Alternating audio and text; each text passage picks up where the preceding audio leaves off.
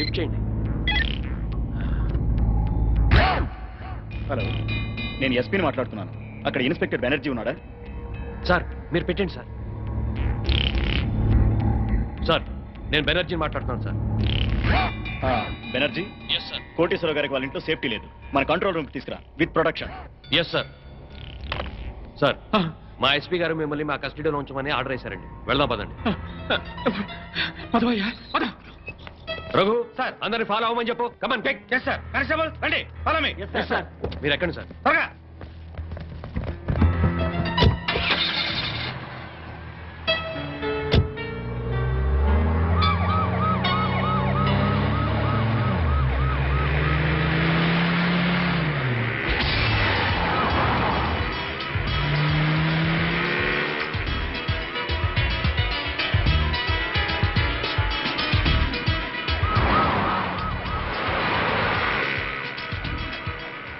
Pandu sir వచ్చేస్తున్నా sir, మీ దగ్గరలోనే ఉన్నా.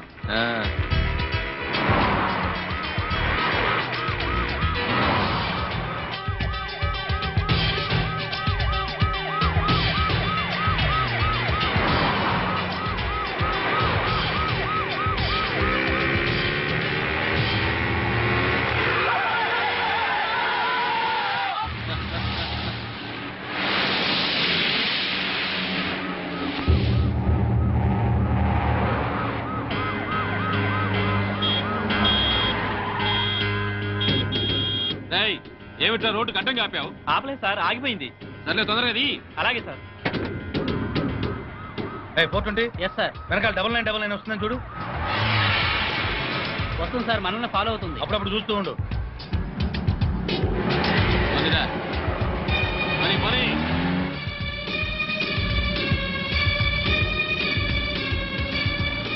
ఏమైపోయిందిరా పోలీస్ జీపు? కనపడదే? అదే అర్థం కావట్లేదు సార్. పోలీసులు ఎవరు కనపడలేదురా? ఏమైపోయారు?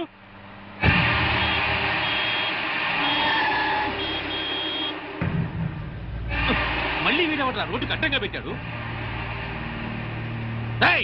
ఇదేమన్నా పార్కింగా? నీ బాబుగారు రోడ్డు అనుకున్నావా? పూరం పోక ఆక్రమించావేట్రా? ఏంద్రా ఏ వినపట్లా? ఏంది అట్టా చూస్తున్నా?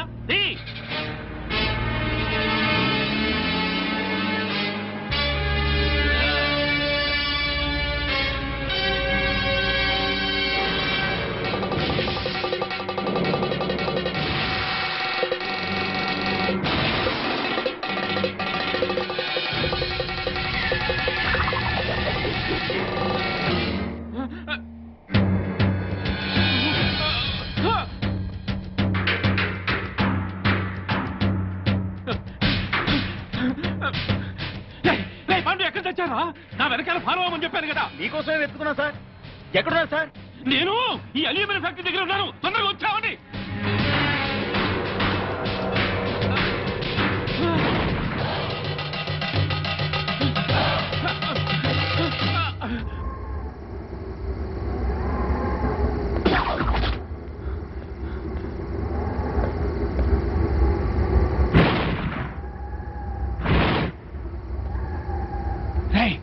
ఎక్కడున్నారా?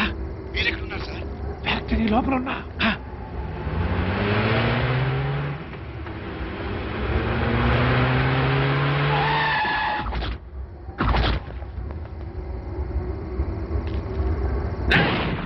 స్వామి, నువ్వు మాస్టర్ ప్లాన్ వేసి పోలీసుల్ని మధ్యలో మాయం చేస్తావని తెలిస్తే నా ఏర్పాట్లలో నేనున్నా. ఏంద్ర దిష్టి బొమ్మలాగా చూస్తారు?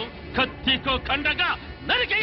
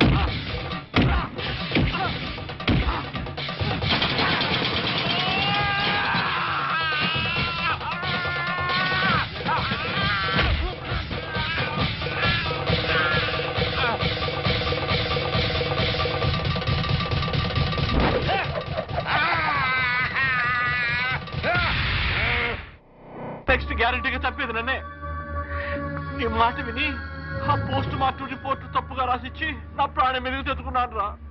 వినబడుతుందా? ఇప్పుడు నన్ను కాపాడవలసిన బాధ్యత కూడా నీ మీద ఉన్నవరే ఉమాపతి. నన్ను కాపాడరా.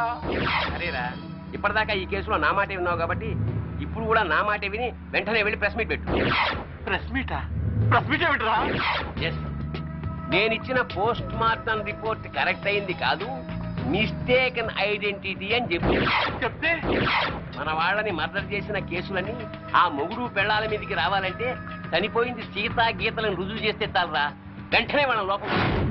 మిస్టేకెన్ ఐడెంటిటీ మూలంగా పోస్ట్ మార్టం రిపోర్ట్ విషయంలో పెద్ద పొరపాటే జరిగిపోయింది. నర్సాపూర్ ఫారెస్ట్ లో హత్యగాయింపబడింది 35 సంవత్సరాలున్న ఆడవాడు కాదు, 17-18 సంవత్సరాలున్న ఆడపిల్లలు. అయితే చనిపోయింది మెడిసిన్ స్టూడెంట్ సీతాగీతలు అయి ఉంటారా సార్? 100%, 100కి 100 చనిపోయింది సీతా గీతలే.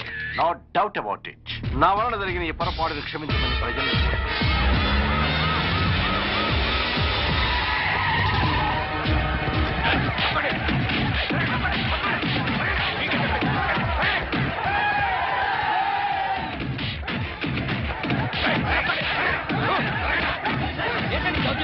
ఎక్కడ స్వామి? తెలీదు చెప్పు.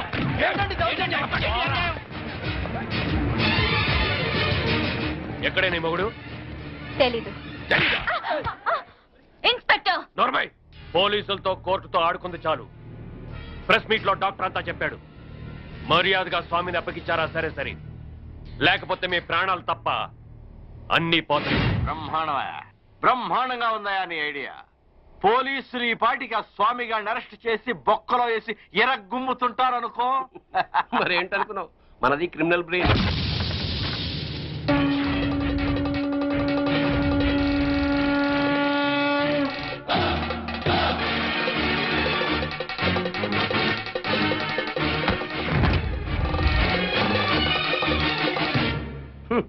నీ క్రిమినల్ బ్రెయిన్ తోనే ఈ సుబ్బారెడ్డి ప్రెస్ మీట్ పెట్టాడు. వీడికి నీకు సంబంధం లేదు సార్. వాడు డాక్టర్, నేను లాయరు, వీడు జస్ట్ నా క్లయింట్. పైగా వాడి క్యాష్ వేరు, నా క్యాష్ వేరు. ఈ కేసులో నిన్ను లాయర్ గా పెట్టుకుంటాను. అప్పుడు నేను నీ క్లయింట్ నేగా. ఖచ్చితంగా నా క్లయింట్ అయిపోతారు సార్. అప్పుడు నన్ను కోర్టులో నిర్దోషిగా నిరూపించాల్సిన బాధ్యత నీదేగా. కాదని ఎవరు చెప్పారు సార్? అసలు మిమ్మల్ని హంతకులన్న విధవలు ఎవరండి? మీకు ఆ హత్యలకి ఎటువంటి సంబంధం లేదు లేదు లేదు. ఇదే మాట రేపు కోర్టులో చెప్పడం ఏమిటి సార్? మిమ్మల్ని నిర్దోషిగా నిరూపిస్తాను. మాట నిలబెట్టుకో. దిగారు మెట్ల కింద. వాడిని నువ్వు బయటికి తీసుకురావడం ఏమిటిరా? వాడా? నా క్లయింట్ బట్టుకుని వాడు వీడు అంటావురా? అసలు సామంటే ఎవరనుకున్నారా? ఎవరనుకున్నావు? సామంటే సాక్షాత్ శంకరాచార్య, ఈయనే మహాత్మా గాంధీ, ఈయనే గౌతమ బుద్ధుడు, ఈయనే స్వామి వివేకానంద. ఆయన శ్రీమతి ఎవరనుకుంటున్నావు? ఎవర్రా? మానవతామూర్తి, మానవతామూర్తి, మానవతామూర్తి, మానవతామూర్తి, మానవతామూర్తి, మానవతామూర్తి. మానవతామూర్తి? అవును సార్. ఈ హత్యలకి నా క్లయింట్లు వేణుగోపాల స్వామి, కనక మహాలక్ష్ములకి ఎటువంటి సంబంధము లేదు. నా క్లయింట్లు నిర్దోషులు సార్. పోలీసులు వీళ్ల మీద తప్పుడు కేసులు బనాయించి అనవసరంగా కోర్టుకి ఇచ్చారు. బియ్యంలో రాళ్లు కలిపితేనే నేరం అనుకునే ఈ దంపతులు అసలు మనుషుల ప్రాణాలని ఎలా తీయగలరు సార్? ఇంతకు ముందు కేసుల్లో ఈ దంపతులకు నువ్వు వ్యతిరేకంగా వాదించావు కదయ్యా. పైగా ఆనంద్, కోటేశ్వరరావు, బాపినేని గారు నిర్దోషులు అన్నావు. అప్పుడు ఆ కేసులో వాళ్ళది న్యాయం అనిపించింది సార్. ఇప్పుడు ఈ కేసులో వీళ్ళది న్యాయం అనిపిస్తోంది. న్యాయం ఎటుంటే నేను అటే ఉంటాను కదా సార్. తప్పులేదు. Proceed. Thank you sir. Driver Yadagiri, Anand, Koteswararao, Bapineedu హత్యలకి నా క్లయింట్స్ కి ఎటువంటి సంబంధం లేదు సార్. కావాలనే ఈ పోలీసులు నా క్లయింట్ల మీద లేనిపోని ఆరోపణలతో కోర్టుని తప్పుదారి పట్టిస్తున్నారు సార్. సంబంధం లేదని అంత గట్టిగా ఎలా చెప్తున్నారు? సాక్ష్యం ఉండాలి కదా. సాక్ష్యం లేకుండా ఎలాగ సార్? అసలు కోర్టు వారికి కావాల్సిందే అది కదా. నమస్కారం సార్. ఇంతకు ముందు సీతాగీతల హత్య కేసులో పోస్ట్ మార్టం రిపోర్ట్ ఇచ్చిన డాక్టర్ నేనే సార్. ఆయన ఆ డెడ్ బాడీ సీతాగీతలవి కావని, 35 ఏళ్ల వయసున్న వేరే ఆడవాళ్ళమని ఇదే కోర్టులో రిపోర్ట్ సబ్మిట్ చేశాను సార్. ఎస్. ఆ డెడ్ బాడీ సీతాగీతలవి కావని చెప్పడానికి వచ్చాను సార్. ఇదేమిటయ్యా, నీ వల్లే కదా ఈ కేసు మళ్ళీ మోసుకొచ్చింది. చనిపోయింది 35 ఏళ్ల వయసున్న వాళ్ళు కాదు, 18 ఏళ్ల వయసున్న వాళ్ళు అని నిన్న ప్రెస్కి నువ్వే కదా చెప్పావు. చెప్పాను సార్. అలా చెప్పాల్సి వచ్చింది సార్. ఈ పోలీసులు నన్ను కొట్టి చిత్రహింసలు పెట్టి ఆ రకంగా చెప్పించారు సార్. కావాలంటే చూడండి సార్, చూడండి సార్, చూడండి సార్ ఎలా కొట్టారో చూడండి సార్. సార్ ఆయన చెప్పేదంతా అబద్ధం సార్, మాకేం తెలీదు. కొట్టామని ఎప్పుడైనా ఒప్పుకున్నారా మీరు?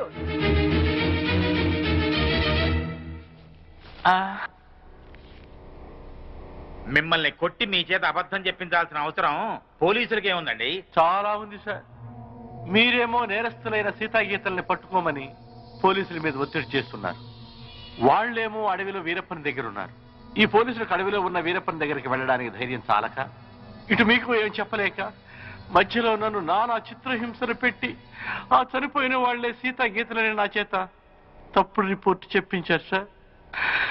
ఐఎమ్ సారీ సార్, క్షమించండి సార్.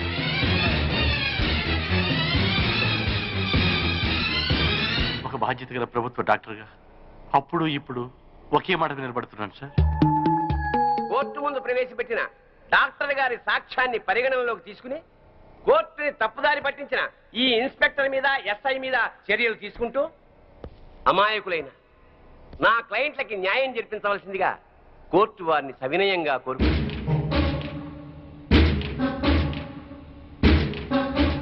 ప్రభుత్వ డాక్టర్ వాంగ్మూలాన్ని, పోస్ట్ మార్టం రిపోర్ట్ ని ఈ కేసులో సాక్ష్యాలుగా పరిగణించి చనిపోయిన వాళ్ళు సీతా గీతలు కాదు అని కోర్టు నిర్ధారించడం అయింది. డ్యూటీని సక్రమంగా చేయని పోలీసుల్ని గట్టిగా మందలిస్తూ అడవిలో ఉన్న సీతా గీతల్ని వెంటనే పట్టుకోవాల్సిందిగా పోలీస్ డిపార్ట్మెంట్ ని ఆదేశించడం అయింది. ఈ కేసులో స్వామి కనకమహాలక్ష్మి నిర్దోషులు అని తీర్పు చెప్పడం అయింది.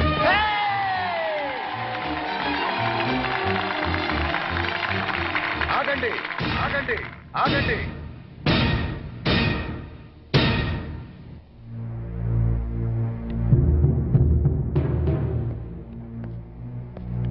సార్, ఎస్ ఈ కేసులో నేను నా భార్య నిర్దోషులమేగా? ఎస్, జడ్జిమెంట్ ఇచ్చా కదా. ఇప్పటి వరకు జరిగిన హత్యలకు మాకు ఎటువంటి సంబంధము లేదు కదా సార్? అదే కదా నేను తేల్చింది.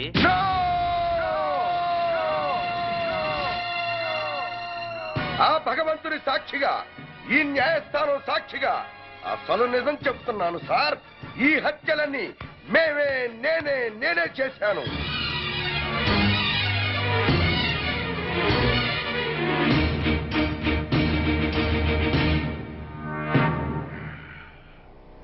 క్షమించండి సార్, నేను నా భార్య కలిసి అందరినీ చంపాం. మేము హంతకులం సార్.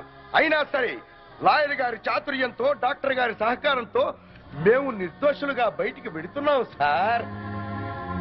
సామాన్యులమైన మాలాంటి వాళ్లే కోర్టుని మోసం చేసి వెళ్లిపోతుంటే ఇక డబ్బున్న వాళ్ళు, గూండాలు, రాజకీయ నాయకులు కోర్టులకు కొత్తవారిళ్లకు వచ్చినట్టు వచ్చి నిర్దోషులుగా వెళ్లిపోతున్నారు సార్. ఇది న్యాయమేనా సార్? బజార్లో సిగరెట్లు కొనుక్కున్నట్టు, కిళ్ళీలు కొనుక్కున్నట్టు సాక్షుల్ని కొనుక్కుని మీ ముందు పెడుతుంటే వాటిని బట్టి తీర్పు చెప్పటం ఎంతటి అన్యాయం సార్. ఈ న్యాయస్థానంలో తప్పు చేసిన వాడికి శిక్ష పడుతుందనే భయమే ఉంటే ఆ దుర్మార్గులు నా చెల్లెల్ని ఇంత కిరాతకంగా చంపేవాడు కాదు సార్. నేను చేస్తున్న ఈ న్యాయ పోరాటం నా చెల్లెళ్ళ గురించి కాదు సార్. ఈ భారతదేశంలో ఎందరో అక్క చెల్లెళ్ళు అన్యాయాలకు, అక్రమాలకు బలైపోతున్నారు సార్. అలా జరగకుండా ఉండాలంటే ఈ న్యాయ వ్యవస్థను ప్రక్షాళన చెయ్యాలి సార్, ప్రక్షాళన చెయ్యాలి. సాక్ష్యాలను బట్టి కాదు సార్, నిజాలను బట్టి తీర్పు చెప్పండి. ఆ దేవుడే దిగి వచ్చి మర్డర్ చేశాడని నిరూపించగలరండి కొందరు లాయర్లు. తాము వాదించేది తప్పని తెలిసి కూడా న్యాయస్థానాన్ని తప్పుదారి పట్టిస్తున్న ఆ న్యాయవాదులకు వేయండి సార్ శిక్ష. భారతదేశంలో ఏ రాజకీయ నాయకుడు ఈ కోర్టుకొచ్చి దోషిగా బయటికి వెళ్ళట్లేదు సార్. కింది కోర్టులో శిక్ష పడ్డ పై కోర్టుకు వెళుతున్నాడు, పెద్ద లాయర్ని పెట్టుకుంటున్నాడు, నిర్దోషిగా బయటికి వెళ్ళిపోతున్నాడు సార్. అంటే మన దేశంలో రాజకీయ నాయకులంతా ఉత్తములేనా? ఒక్కడు కూడా తప్పు చేయలేదా? ఒక నోటు కట్ట పడేస్తే మన ప్రథమ పౌరుడైన రాష్ట్రపతిని అరెస్ట్ చేయమని ఆర్డర్ పాస్ చేసే న్యాయస్థానాలు ఇక్కడ ఉన్నాయి సార్. ఇక సామాన్యుడి పరిస్థితి ఏమిటి సార్? ఈ న్యాయాలు, ఈ చట్టాలు ఇలాగే ఉంటే ఆడబడుచులు నిండుగా ముసుగేసుకుని ఇంట్లో తాళం వేసి కూర్చున్న మానభంగం చేసి వెళ్ళిపోతారు సార్ ఈ దుర్మార్గులు. అదే చట్టం న్యాయం బలంగా ఉంటే ఒక ఆడబడుచు ఒంటరిగా రోడ్డు మీద వెళుతున్నా కన్నెత్తి చూడటానికి భయపడతారు సార్.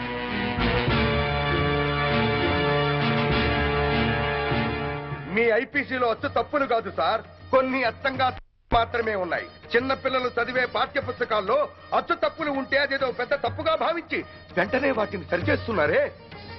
మరి మీ న్యాయశాస్త్రంలో తప్పుల్ని ఎందుకు సరిచెయ్యరు సార్? మేధావులు లేక న్యాయం జరుగుతుందోనన్న భయమా? నేను చేసింది నేరం, కానీ మీ న్యాయశాస్త్ర ప్రకారం నేను నిర్దోషిని. మార్చండి సార్. ఆ మార్పు నాతోనే మొదలు పెట్టండి. ఏ శిక్షకైనా సిద్ధంగా ఉన్నాను. సాక్ష్యంతో కాక నిజాన్ని బట్టి తీర్పు చెప్పండి సార్. న్యాయస్థానంలో న్యాయం జరుగుతుందని ప్రజలకి నమ్మకం కలిగించండి సార్. నమ్మకం